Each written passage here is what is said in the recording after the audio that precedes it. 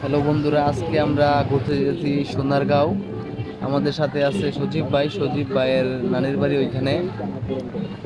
তো আমাদের সাথে আছে হৃদয় ভাই এবং হৃদয় ভাইয়ের আরো কয়েকজন ভাই। আমি ঠিক তাদেরকে চিনি না, তাদের সাথে যাইতেছিলাম। হঠাৎ করে রাস্তা দিয়ে যাওয়ার টাইমে দেখতেছি বিলাই কুড়ে নিয়ে বাতাস দিতেছে সম্ভবত। তারপরে আমাদের আজকে উদ্দেশ্য ছিল কালকে থেকে প্ল্যান করা যে ওইখানে গিয়ে সোনারগাঁও লিচু খাইবো। লিচু আছে সজীবের নানির বাড়ি, তারপরে আম আছে। আমি যেহেতু গ্রামে বসবাস করছি তাই সম্ভবত আমার আম গাছ অনেক চিনা। আর এইগুলো হচ্ছে পুরাতন জমিদার বাড়ি। এটা হচ্ছে জমিদার বাড়ি কাকাতুয়া নাকি একটা গান আছে এই বাড়িটা নিয়ে। পুরাতন জমিদার বাড়ি যাচ্ছি দেখে দেখে, তাই ভাবলাম ভিডিও করে নিয়ে নেই। বাংলাদেশ সম্পর্কে এমন মিথ্যা ও উদ্দেশ্য প্রণোদিত সংবাদ প্রচারের অভিযোগে ওই টিভি চ্যানেলটির কার্যালয়ের সামনে এবার বিক্ষোভ করেছে। যেহেতু আমরা চাকরি করি সেই সুবাদে শুক্রবার ছাড়া আমাদের আর কখনো ঘোরার সুযোগ নাই। এই জন্য আর কি মূলত আমাদের কাছে ঘোরা।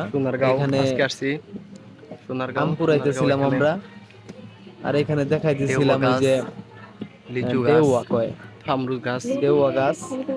আর এখানে আছে আম গাছ। অনেক গরম পড়ছে আজকে, অনেক গরম। গাছ থেকে আম পায়রা, কাঁচা আম এই আম টুকাইতেছে। এগুলো অনেক পুরাতন আম গাছ, অনেক দিনের পুরনো গাছ দেখে মনে হইতেছে এগুলো। আমি এর আগে ওইখানে আসছিলাম সজীবের সাথে, তখন বৃষ্টি ছিল। একটা গাছ এবার মূলত আসলে মানে রোদ বেশি, এই জন্য আম তেমন একটা হয় নাই। তো চোখের মাঝে পড়ে গেল একটা আনারস, মনে হচ্ছে মধুপুর আইছি, মধুপুরের মতো একটা আনারস। এই দেখেন আনারসটা ছোট্ট, এখনো বড় হয় নাই, তবু আনারসটা দেখতে অনেক ভালো, তাই ভাবলাম ভিডিও করে নেই।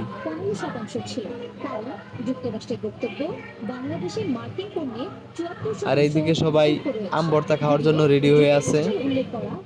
এই আমগুলো আমি পারছি গাছে উঠা। তারপর সজীব বলতেছে চলেন ভাই আপনাদের একটু ঘুরে দেখাই।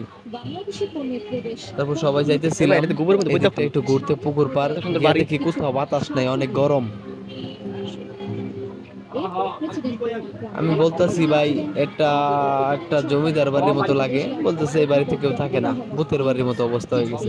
এখানে বিশেষ করে অনেক আম গাছ, লিচু গাছ, লিচু আছে অনেক। ভাই এই গাছে লিচু জুক্কা আছে, এই পাটটাতে শুল্ক ছাড় পেতে হলে আরো বেশি মার্কিন করতে হবে এমন শর্ত দিয়েছে যুক্তরাষ্ট্র। হোয়াইট হাউসে অনুষ্ঠিত, যেহেতু আমরা গেছি বিকেল বেলা, অনেক রোদ, রোদের জন্য ঠিক মতো আমরা বসতে পারতেছিলাম না, কোথাও একটু বাতাস নাই। এই বৈঠকে বাংলাদেশের অন্তর্বর্তীকালীন সরকার মানে মনে হইতেছিল যে গ্রামে গিয়ে মানে এত গরমের কষ্ট এটাই বুঝতে পারতেছিলাম না।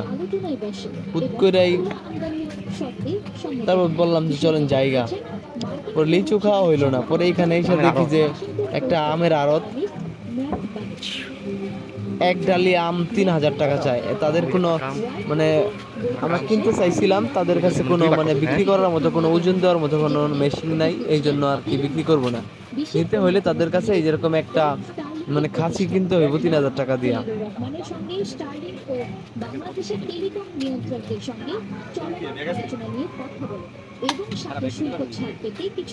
কতটুকু উপরে উঠছি লিচু পাড়ার জন্য মাটি থেকে, এই যে নিচে দাঁড়াইছে দেখা যায়। আমি কিন্তু অনেক রিস্ক নিয়ে আম লিচু গাছের উপরে উঠছি, ওঠার পরে আবার ভিডিও বানাইছি, আবার লিচু খাইছি পাখির মতো করে। লিচু আছে অনেক, কিন্তু উড়ার মতো অত ক্ষমতা নাই, কারণ ডাল একদম চিকন ডালে দাঁড়ায় রয়েছি। যদি ভাঙ্গা পড়ি তাহলে আমি শেষ, স্পট ডেট, জায়গায় মরে যাবো। এত উপরে উঠে বসে আছি লিচু খাওয়ার জন্য। তো অবশেষে আমরা চলে যাব, গাড়ি সবাই স্টার্ট দিয়ে দিছে। বড় ভাই হৃদয় ভাই, আমি তার সাথে আসছি। তো যাওয়ার সময় একটা সুন্দর একটা দৃশ্য না ধরে রাখতে পারলাম না, তাই ভাবলাম যে ফোনের মাধ্যমে বন্দি করে নেই, তাই চলে যাইতেছি। আর এইদিকে একটু হাইটা সাইটা প্রতিশ্রুতি দিয়েছে জামাতে মহাজেরি এটিএম নিউজ।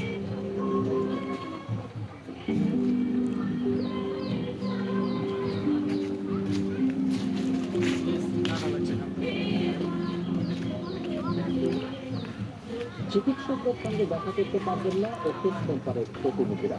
সরকারি বেসরকারি হাসপাতালের কোন চিকিৎসকদের সঙ্গে সরাসরি এত বড় একটা লিচু বাগান। সমর্থন করতে পারবেন না তারা। স্বাস্থ্য বিষয়ক সংস্থার কমিশনের প্রতিবেদনে এমন প্রস্তাব রাখা হয়েছে। হ্যাঁ